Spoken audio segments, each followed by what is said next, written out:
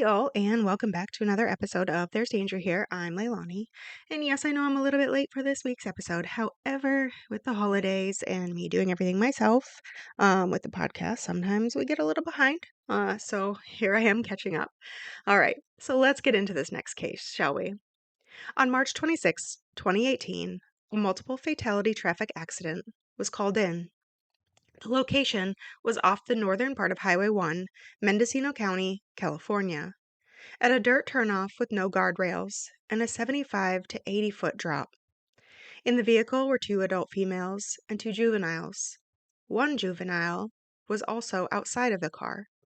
After finding a driver's license, it is determined that they are the Hart family. Research proved that there were 6 total kids in the family, meaning there were still 3 children missing. But this tragedy turned sinister when the details came in. So, let's rewind this sort of to the beginning, shall we? Sarah and Jen Hart were a married couple, and they lived in Vancouver, Washington. But their family felt empty, and as a result, they began expanding through adoption. It all actually started in 2004 with Marcus, who was 5, Hannah, who was 2, and Abigail, who was 6 months. They were in Colorado County, Texas. Their mother had relinquished their rights after being caught in CPS cases for failing to get them proper medical attention. Sarah and Jen work through Permanent Family Resources Center for Adoption out of Minnesota. By 2006, the couple adopted all 3 children to keep the siblings together. The 2 took the children to speech therapy and kept up with their medication. The family at that time lived in Alexandria, Minnesota.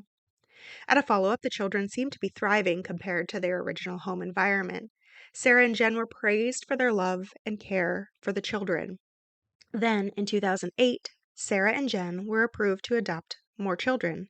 This time, Jeremiah, Devontae, and Sierra, another set of siblings. Their biological mother was a drug user, and the state had removed the children. Their paternal aunt, Celestine, took over as guardian. She kept a clean home. She did wonderfully with the kids. But unfortunately, one day when she was at work, Celestine allowed their biological mother to visit the children. And of course, Murphy's Law, this is when CPS shows up. Upon finding her, the state decided Celestine's house was not safe either and immediately removed the children as an emergency. At the same time, back at the Hart home, an allegation comes to light that Hannah had made a report of being beaten with a belt. It is investigated, but the case of it is eventually closed due to lack of evidence. In June 2008, Devontae, Jeremiah, and Sierra are brought to Minnesota for a 6-month trial placement with the Hart family.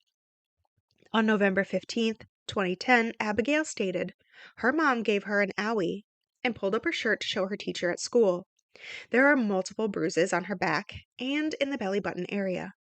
It was reported that Abigail had a penny in her pocket and it fell out, and it made her mother mad. A former coworker reported getting a call from Sarah saying she needed to switch shifts because she spanked Abigail and it left bruises, and now police were involved. The coworker further reported she felt like Sarah was really just covering for Jen. Abigail also reported that it was Jen who was the one to hit her with her fists. However, on April 7th, 2011, Sarah gets arrested, and she pleaded guilty to domestic assault, reporting she put Abigail over a tub and spanked her, resulting in bruising on the stomach and backside. For this, she received 1 year of probation and community service.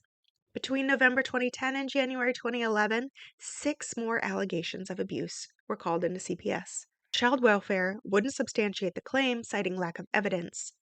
Jen started a social media rise during this time, uploading carefully crafted photographs portraying a happy, loving family. But it was all a facade. And after this, of course, the children are taken from public school into homeschool. And so, for a while, there aren't any more allegations. On June 28th, 2013, in West Lynn, Oregon, however, one of Jen's own friends calls CBS. The family was staying with them and they all ordered pizza, but cited that the parents really only gave the kids a small amount of pizza, not enough to really satiate any of them. And so during the night, one of the children woke up and ate the rest of the pizza. Jen discovered it in the morning and made all 6 children lay on an inflatable mattress with sleep masks on and their arms by their sides for 5 hours. When the friend brought up this as a concern, Jenna pretty much shirked her off and was like, this isn't a big deal or extreme. And then, within a couple days, another friend also made a call to CPS. Reports came in that the kids were like quote unquote trained robots. They knew not to say anything. That Jen only showed affection in order to take photographs. CPS did interview the children, however, it was in their own home and both parents were still present. As a result, all the children denied any allegations at the time. When the parents were spoken to, they presented it as if it was because all the kids came from abused homes and had food insecurities and other kind of proclivities. A medical evaluation was requested and completed by the parents. All children except one were noted to be below their growth chart, but the doctor noted nothing of concern that they could see. 6 months later, the CPS report is complete, and while concerns are noted, lack of evidence is once again cited, and as such, the case is closed. In 2017, the family moved to Woodland, Washington. There, Sarah worked at Kohl's as the assistant store manager. By September of 2017, Dana Deckold's father called 911, and she is the neighbor of this new family, reporting that he believed the children were being abused. He said that at 1:30 a.m. one morning in September, Hannah jumped out of her window on the second story and ran to Dana and Bruce's, begging Dana to hide her. Soon after, Jen and Sarah came to the house, and Jen once again offered this explanation that Hannah was a drug baby and had emotional issues, and sometimes it got out of hand.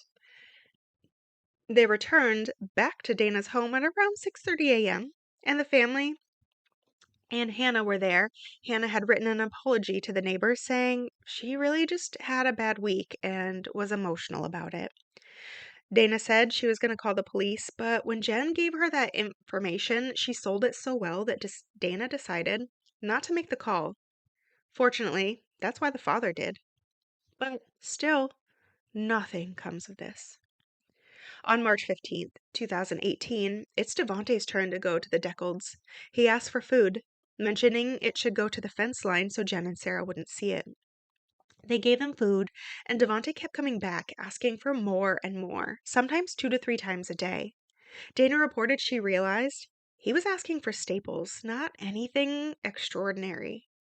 And this occurred all the way through March 23rd, and each time he kind of gives more and more information to Dana about what's going on in the Hart home.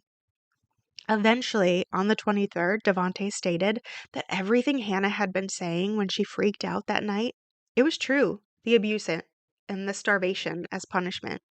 It was at this point Dana decided she had enough information to call CPS and get somebody to listen to the claims. CPS did indeed come out the 23rd. 2 days before the crash, Sarah sent out a text to a different manager reporting that she was sick and she might need to see a doctor at around 3 a.m. By Sunday, the store and other employees still didn't hear anything. A coworker, Cheryl, stated she was normally dependable, and so it made everyone in the store a little worried. On Monday, there was still nothing. So Cheryl called 911 requesting a welfare check. 10 minutes later, she received a return call from an officer. That officer asked if Cheryl knew anything about the children being starved. The officer stated that he had already been out to the residence earlier that day at the request of CPS. The family had packed up and were presumed to be on the run. Police did go out and made entry, and there they found a neat and tidy house with food out, but nothing else out of the ordinary to find at the time. CPS and investigators began to speak with each other, and a disturbing history finally starts to find the light. As with all these stories, it seems the puzzle is put together far too late. Meanwhile, in looking for people who knew the Harts, investigators from the crash found family in South Dakota, specifically Jen's aunt, who had seen the children within the last 6 months and knew the family the best out of pretty much anybody in the extended family. She helped positively identify those that were in the car through information she was able to provide. As the case breaks, a news agency realized they had recently interviewed Devante after seeing his free hug sign at an event. This reporter sends someone out to the house to see if they can find any further information for themselves. At the house, they still see a CPS card in the doorframe of the front door. As part of their own investigation, they went to the neighbors to dig up information. They found Dana Deckard. She told them about the food issues. Devante had been coming over and asking for food, and so now even the media is catching up with the full picture in this case. Police also entered the home and, during searches of the home electronics, find the following Google searches. Quote, can 500 milligrams of Benadryl kill a 120-pound woman?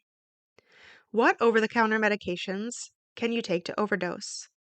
How can I easily overdose on over-the-counter medications? Is death by drowning relatively painless? How long does it take to die from hypothermia in the water while drowning in a car? End quote. Meanwhile, accident investigators come out and complete a forensic investigation. No skid marks are noted at the scene, and there's no indication of seatbelt use for anyone in the vehicle. The vehicle's computer determined that there was no braking, and actually the speedometer was locked out at approximately 90 miles an hour, suggesting that somebody put the pedal to the floor and had a rapid acceleration. At this point, the sheriff reported this was an act of homicide, not an accident, officially labeling it and putting it out on the news. On April 7th, Sierra Hart was found off the coast near the crash site. Then, on April 13th, toxicology results return, and there's a 0.12 alcohol content for Jen, while Sarah and the children had significant amounts of diphenhydramine, or Benadryl. The announcement is once again made public, and the amount of diphenhydramine in the children's system would have been enough to knock them all out. Sarah's was elevated, but not enough to be lethal. CHP investigator Slates reported, quote, Sarah would have had to have taken 42 single dosage units of Benadryl. Marcus would have taken 19.2. Abigail would have taken 14, and Jeremiah would have taken 8.8 single dosage units, end quote. So, they were given a lot of Benadryl. On May 9th, on the beach near the cliff, a shoe and foot bones are found, along with jeans with the letter H in it, meaning they believe they recovered part of Hannah, and eventually DNA would confirm. But at that point, one of the investigators realized that was all likely they were going to recover, and according to her, the ocean claimed Devante. A coroner's inquest started on April 3rd, 2019, at the behest of Thomas Alman, the sheriff who investigated this case. He didn't just want the results to be filed and the case to be done. Instead, they wanted it to be completed to make sure the information got out there, so that it wasn't simply labeled as a traffic accident. And so, a trial was held, and after which, within an hour, the jury found that all of the children were murdered at the hands of another. For Sarah and Jen, the findings were suicide. One of the jurors, Tony Howard, stated of the inquest, quote, I'm going to be really honest with you guys. Coming up with the decision wasn't the hard part. Dealing with the whole tragedy was the hard part, end quote. And with that, that is the tragedy of the Hart children and the entire family. To all those out there listening, be careful. It really is a dangerous world we live in.